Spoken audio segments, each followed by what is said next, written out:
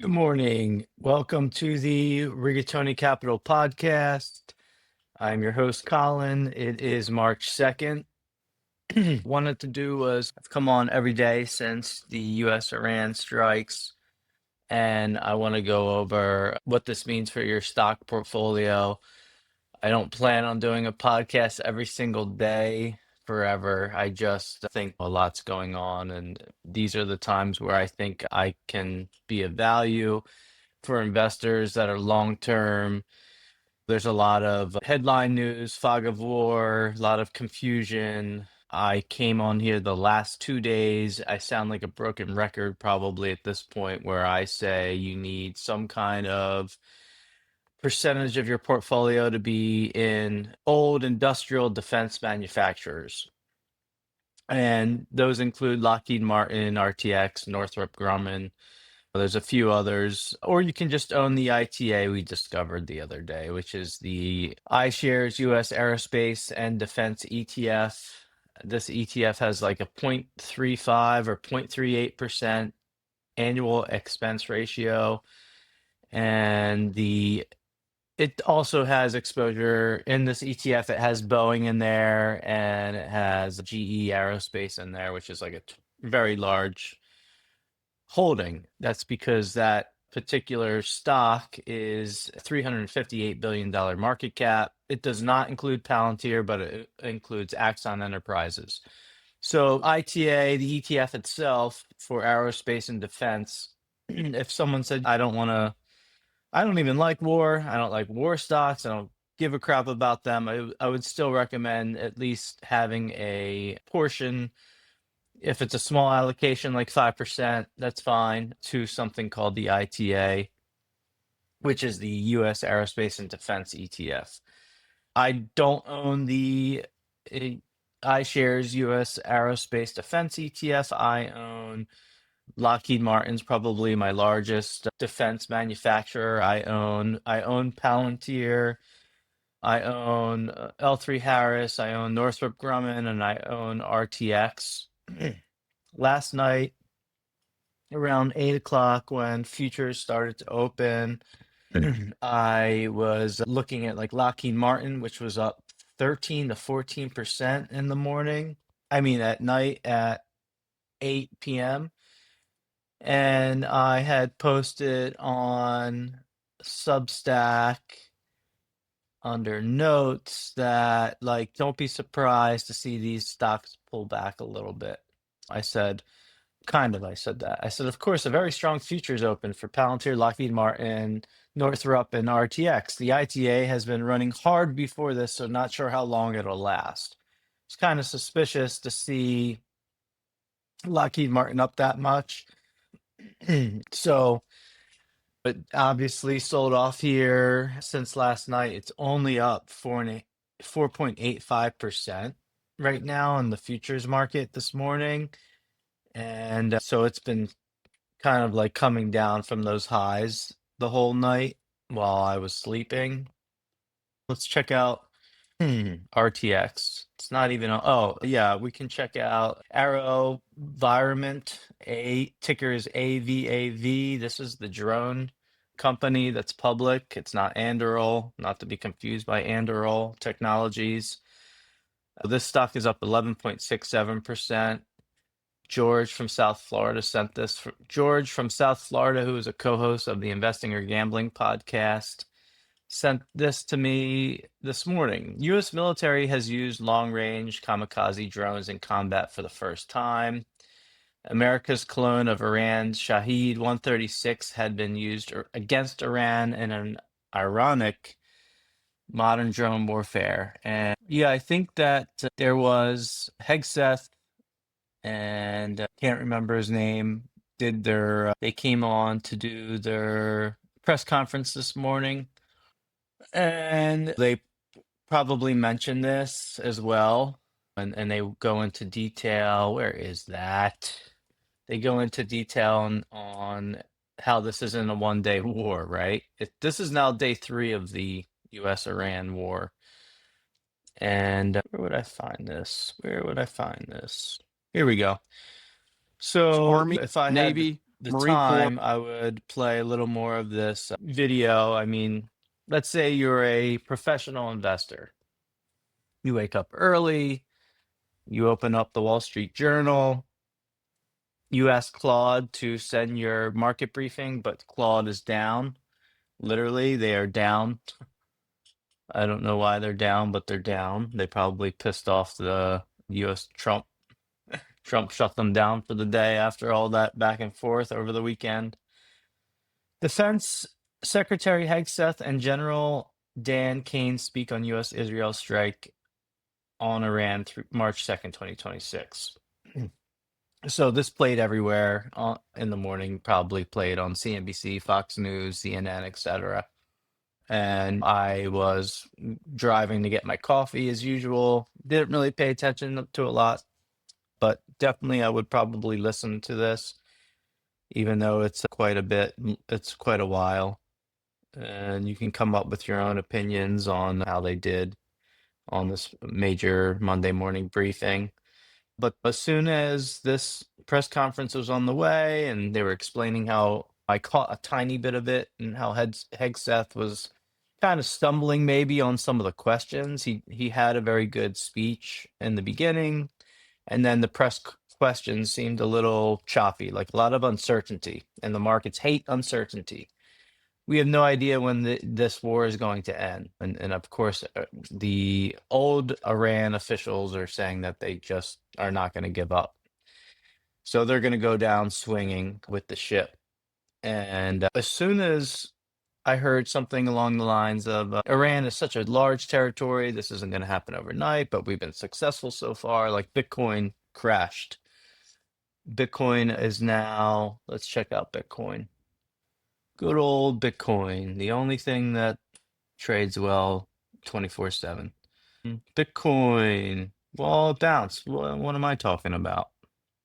What am I talking about? No, it didn't. Bitcoin didn't bounce. And at 7 a.m. Eastern Standard Time, Bitcoin was at 66. And then this press conference, and then it was down at like 65,800, 65,800. And then in the middle of the press conference, the coins sold off like another percent. So Bitcoin's now trading 65,500.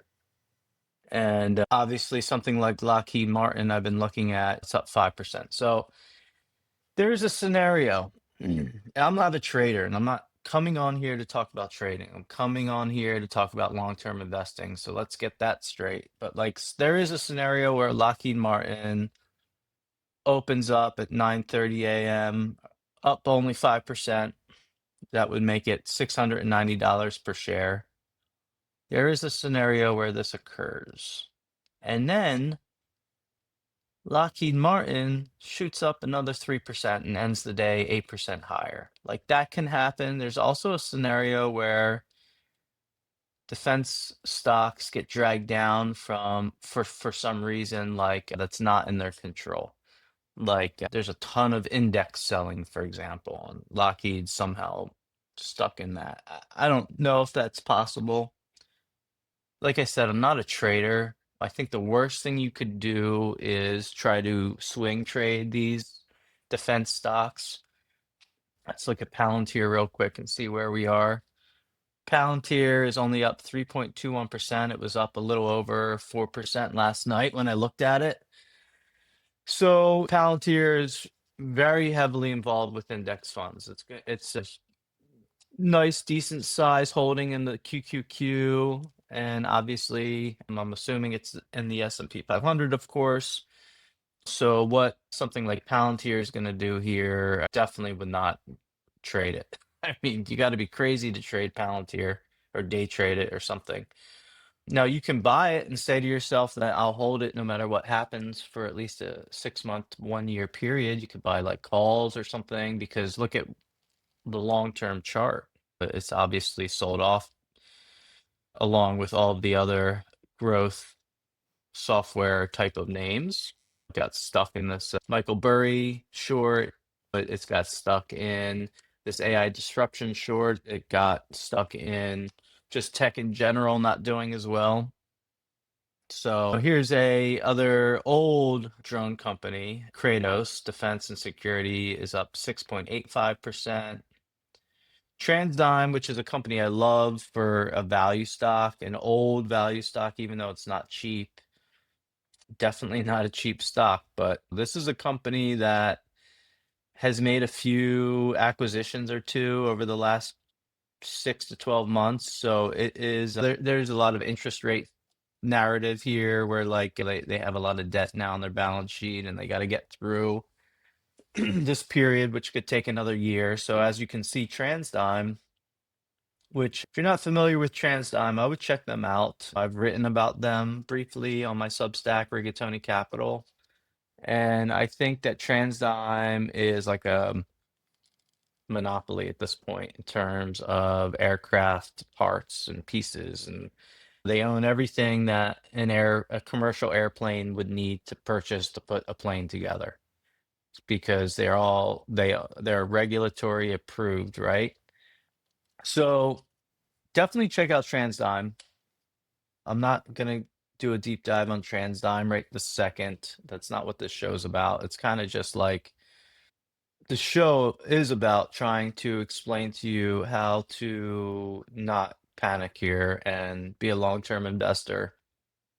And if you have concerns about the war, I mean, I don't know anyone that would have concerns about the war when it comes to their portfolio. That doesn't make sense to me. Long-term investors that follow the stock market closely and have for a long time are not worried about World War III breaking out and their portfolio selling off.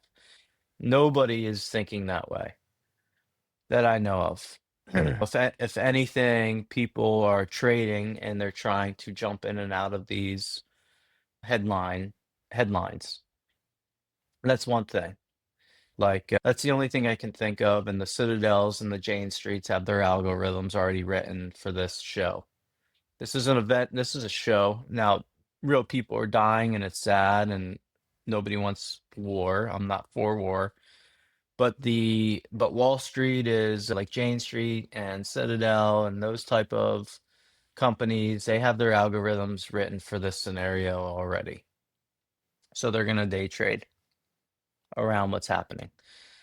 Okay, so yeah, what I wanted to talk about was everything that I'm getting now on my X news feed, which is ridiculous that this news feed is unbelievable on X. I click the For You just for entertainment and I get all of these type of tweets now. This one is from Hassan and his handle is Ubermen SCCHH. I mean, he's got a check mark. He's got 50,000 followers. So it's not like he's spam or something. And again, another one of these breaking AI can now analyze stocks like top hedge fund managers 100% free. Well, that's not true because I've had a lot of tokens. I've used too many tokens on Claude and I end up having to up my subscription. So nothing's for free. Here are 10 nuclear Claude prompts that completely replace $3,000 a month Bloomberg terminals. Bookmark this thread. You'll thank yourself later. So I'm just going to read one as usual. I'm not going to read all of them. What's funny is that well, I'm assuming these type of gentlemen end up asking Claude to send the prompt. And then they just copy paste it and put it on X. So it's not like his own prompt that he revised like 2,500 times like I did myself. But again, I couldn't run the market briefing this morning because Claude's down. And I confirmed it. There's Claude's down everywhere pretty much.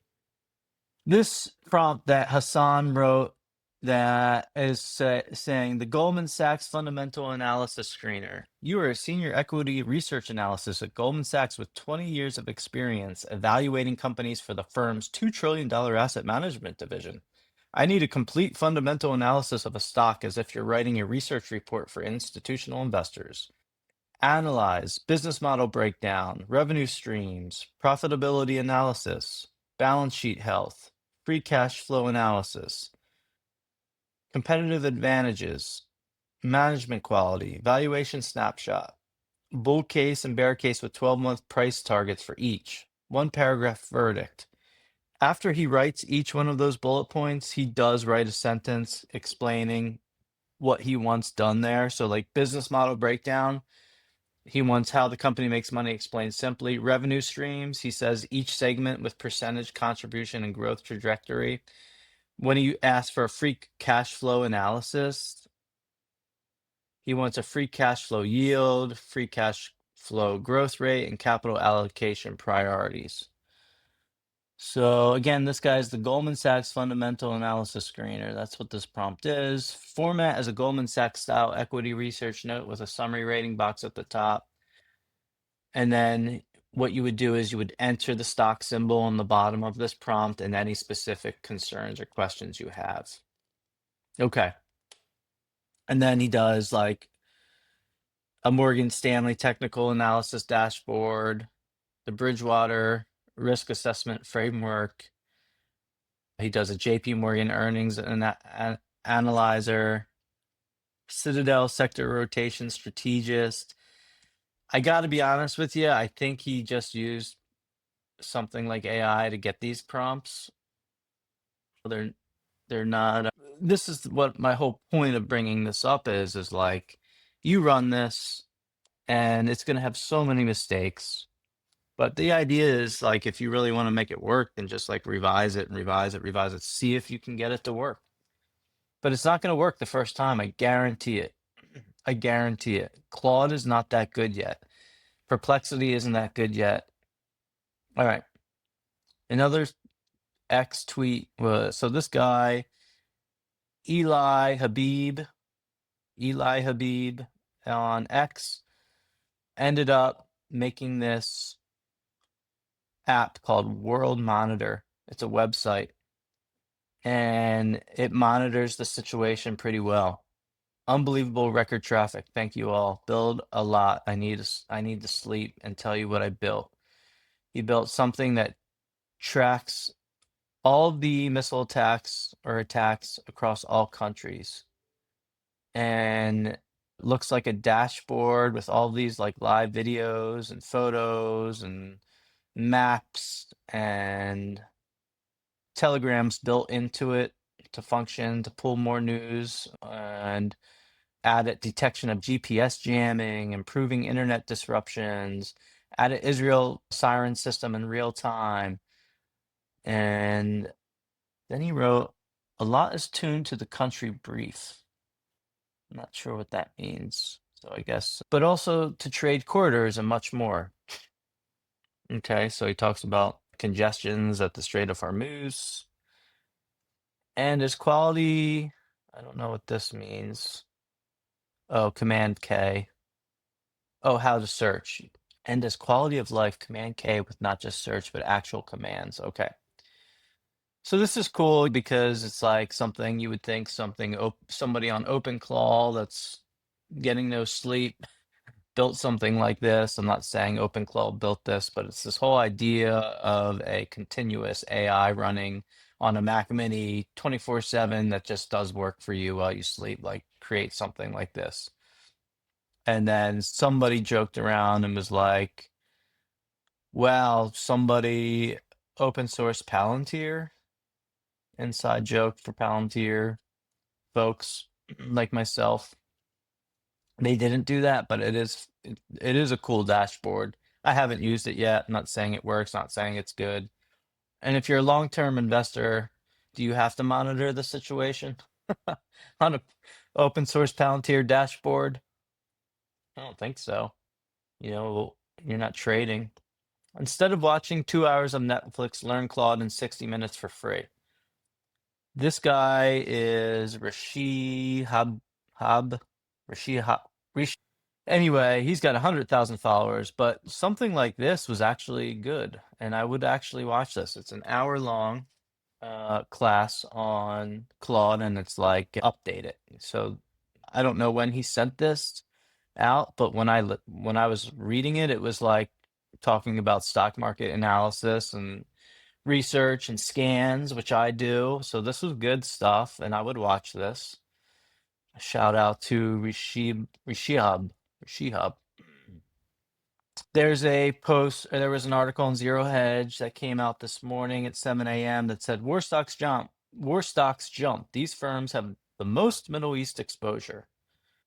Okay, this is probably, I don't know if this is behind a paywall, but look, this is the point to everything I've been saying. This is the Goldman Sachs US defense bucket. Okay. And then at the end, it says ultimately, war comes down to numbers. And the question is, which side burns through its missiles and bombs first? It's the same three companies. It's Lockheed Martin. Here it is. I was going to tell you what it was. Lockheed Martin, Northrop Grumman, and RTX. I own all three of them. Lockheed Martin is a large holding of my portfolio. I'm going to pull up my portfolio briefly if I can find where to do that. Well, I am so disorganized. It's unbelievable. Substack home. Okay. Here's my portfolio as of February 27th. It's going to look a little different now, right? Lockheed Martin is down here. It probably is over Berkshire Hathaway right now. So technically, it's definitely in my top 15. Maybe it's top 14, top 13 now. Largest holding. I told you yesterday, Lockheed Martin was the first company I ever purchased 11 years ago in the Rigatoni Capital portfolio. The Rigatoni Capital portfolio is not my only portfolio, but it's my largest portfolio. It's the one I talk about. It's the one I cover. But Lockheed Martin has been like a frustrating stock to own. It really kind of just the amount of returns have not been great over the last 11 years, as you can see. Now, this isn't an 11-year return, 120%. It is I add it probably once or twice to the position, and that's why it has a lower gain loss. So, but 120% is no joke in terms of a gain, and I don't ever plan on selling this stock. I mean, right now, I don't ever plan selling it. I'm sure I could 10 years from now. Lockheed Martin pays a really nice dividend. I know there's the discussion of defense manufacturers that may not be allowed to pay out dividends and have share buybacks right now. That's what Trump said. But whatever. That doesn't last. That I don't even know if that's allowed, if that's even legal for a president to tell a company you can't pay out your dividends. It's just another Supreme Court hearing. I have no idea. And what else did I want to say? Here's the most anticipated earnings release from Earnings Whisperer. I haven't even looked at Berkshire Hathaway. They came out with earnings, I guess, on Saturday. So I'll probably write I like to really dive into their earnings. And let's see what happened here. Please hold. Fucking New York Times. Berkshire Hathaway operating earnings fell nearly 30% in Warren Buffett's final quarter as CEO. Earnings from operations totaled 10.2 billion in quarter four. That's down more than 29% from 14.56 billion in the year earlier. In the year earlier period. Just say year over year. Insurance underwriting profits dropped 54% to 1.56 billion from 3.41 billion a year prior. Insurance investment income slid nearly 25%. This was the final quarter under Warren Buffett as CEO. Greg Abel took the reins to start 2026. Berkshire Hathaway reported a big decline in operating earnings for the fourth quarter. We know that. And this is due to insurance underwriting profits. For the full year 2025, operating estimated totaled 44.49 billion. That's down from only 47.44 billion in the year prior. So that's full year. So really not that big of a deal when you look at a certain time frame. But yeah, that was a bad quarter. So overall earnings, which include gains or losses from the conglomerate's stock market investments, fell slightly in the fourth quarter to 19.2 billion from 19.7 billion a year prior. However, those numbers were impacted by a 4.5 billion impairment from Berkshire investments in Kraft Heinz and Occidental Petroleum. Investment gains came in at 13.5 billion. So for full year overall earnings, meanwhile, fell to 66.97 billion from 89 billion year prior. No buybacks, cash forward dipped slightly. Yeah. So Berkshire Hathaway, I'll look more into it. And sometimes I write like a Rigatoni Capital post on Substack about it. But yeah, I mean, like Berkshire's a good stock to own long term. And I always talk about it like as a diversifier as well, away from tech. That is a halo type of company. And I'm not worried about their sometimes they have bad quarters for insurance, right? We all know the reasons why. Berkshire Hathaway has such a large cash pile, it's almost like they're losing money due to inflation when they have that big cash pile sitting there. But at the same time, it's such a large cash pile.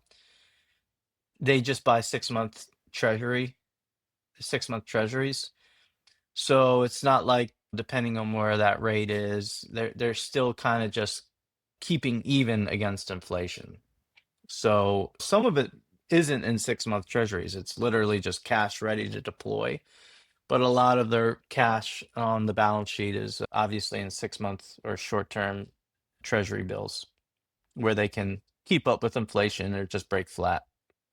So that's why Berkshire Hathaway is valuable, because in these uncertain times when tech is crashing and there's World War III on the horizon, quoting World War III on the horizon, which I don't believe is true. Berkshire Hathaway is valuable because of that cash pile sitting there, and they can earn a little bit of interest on their cash. Okay, people forget that. People forget that they're in 6-month treasuries. And so anyway, let's go back to earnings real quick. Earnings. Berkshire Hathaway, that's the big one for me. CrowdStrike. I love CrowdStrike, but I don't own it. I wish I kind of did, but I don't know when to get in here. CrowdStrike. CrowdStrike reports on Tuesday after the close. Nothing else I see here that I'm interested in, to be honest with you, other than Broadcom's the big gorilla in the room for this week. This is the big boy. I think they're under a $2 trillion company. I don't know what their market cap is, but they're obviously over a $1 trillion company. So this is the big one that is the most important of the week. And it's nice that they report when all the other big boys don't report, because maybe we can listen to the earnings call rather, because when all the earnings calls come out on the same week for like the Mag 7, for example, I can't keep up. So I end up missing some of these earnings calls. So Broadcom is going to be a good one to listen to. And I definitely don't own Broadcom directly, only through ETFs like the SMH and the QQQ. Thursday, Marvell reports and Costco reports. So that will be interesting. I don't own any of these stocks. The only stock I own that I can see at a glance here on the earnings whispers calendar for this week is just Berkshire Hathaway. And for the heck of it, why not? Let's check what Berkshire's doing this morning. Berkshire Hathaway is down 3.61%. Let's go to my portfolio. Palantir's leading the way, up almost 5% for the morning. Lockheed Martin is up 4%. RTX is only up 3.76%. Northrop Grumman is only up 3.67%. BWX Technologies, that is the play for the Navy on small nuclear reactors. BWXT, I would check that ticker out. That's not a stock pick. I'm just telling you to check out the company. Tell me what you think about it. And L3 Harris is only up 2.63%. Netflix is still trading really well up here, which is surprising because it was down overnight. Look at this move. From the time they decided they were walking from the Paramount deal from now, I mean, you're up like $20 a share. It's crazy. XLEs, I'm not going to show you what crude or a barrel of oil is trading right now. Not a commodities trader, but XLE is continuing its run. Check that out. XLE is Chevron, Exxon, right? The energy ETF. Bitcoin. Let's check out Bitcoin real quick. Oh, let's just check out the largest losers of the day. So Kava reported a decent earnings. It wasn't anything crazy in terms of same store sales. I thought it kind of run a little too hard there. It's kind of just coming back to life after its earnings report. It jumps from $67 a share up to $85 a share. Now it's $79 a share. Nothing crazy there. Berkshire Hathaway, I'm telling you, if this Greg Abel, Warren Buffett thing is actually going to be a reason to sell, I mean, I'll step in and buy more Berkshire Hathaway. Okay, so really nothing crazy here. Let's check out my personal watch list, the 2026 watch list. It includes Berkshire Hathaway, as you can see, and it includes the NASDAQ 100, which has lost a lot of steam. It's trading down 0.45% today, but it's been losing steam for a while and consolidating for quite some time since quarter 4. Meta is slightly down. Let's check out what Amazon's doing, because I heard one of their data centers got hit in the UAE, apparently. Is that true? Fog of war. Don't believe anything you see, even on headlines from good news outlets. Anyway, American Express still selling off. I need to see people cry mercy before I buy American Express. I need them to yell. I need them to throw the white flag up. And that's when you buy American Express. I said that yesterday. American Express, if I'm going to step in and buy them and hold on to them for the next 10 years, it has to be at a price I cannot refuse. Same with that's kind of like all of the stocks I'm going to buy, including Spotify, which has nothing to do with American Express. Completely different type of businesses. One is two different types of stocks as well. One is a kind of like a growth subscription model. Well, American Express is kind of like a subscription model, ARR type of business. So is Spotify, but Spotify is a growth stock kind of. The thing about Spotify is we're more interested in subscriber growth still. This is like the early Netflix days. Still want to know what they're doing. I had Netflix on my 2026 watch list because I thought if the stock was gonna sell off more, I was gonna add more to it. And then I'm going to show you again one more last time before we go my top holdings, so you can see where I'm coming from. Nvidia has been in this trading range for quite some time now. I think it can't get over the idea that it can be more than a $5 trillion company. Until that happens, Nvidia is going to consolidate here for quite a bit, in my opinion. So like I'm up almost 4,000% on Nvidia as of February 27th. I was up 4,200% at one point when it was touching all-time highs, probably. So NASDAQ 100, I'm up 56%. So between Nvidia and the NASDAQ 100 QQQ, that's almost 30%. That's more than 30% of my portfolio right there. That's all really you need to know on where I'm coming from. And then I own what you would consider value stocks back in the day, but they're almost like growth stocks now, but we can call them old economy stocks, right? So this is the Caterpillar I own, Lam Research, I'll include in that name. I own JP Morgan, Berkshire Hathaway, Lockheed Martin, Chubb Insurance, RTX. I own the SMH, the XLU, and the XLF as well. Those are all my top 21 holdings, top 20 holdings. My top 21 holdings that you're looking at right here, this is about like 85% of my portfolio. And not a humble brag or anything. I'm trying to explain to you like how I invest. I don't jump in and out, and I buy and hold. So like that's why Apple, I'm up 544%. I'm up. Caterpillar 420%. Lam Research 638%. Nvidia, I was up, like I said, 4,200%. It's at one point last week.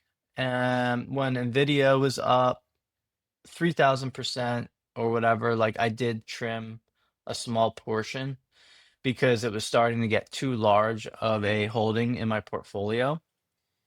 But it jumps right back up. So now it's back to 16% of my portfolio. And I had to pay a nice tax bill last year on long-term capital gains tax, and I don't feel like paying that anymore, so I'm not selling or trimming. Nvidia deserves its top spot. Nvidia deserves to be a large holding in my portfolio, if that makes sense. I mean, let it be. I don't need to keep trimming it. I'm not a hedge fund manager. I have a high risk tolerance.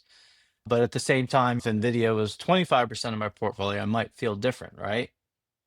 Or over 20% of my portfolio. I may think differently at that point, but right now I'm comfortable where it is in my portfolio.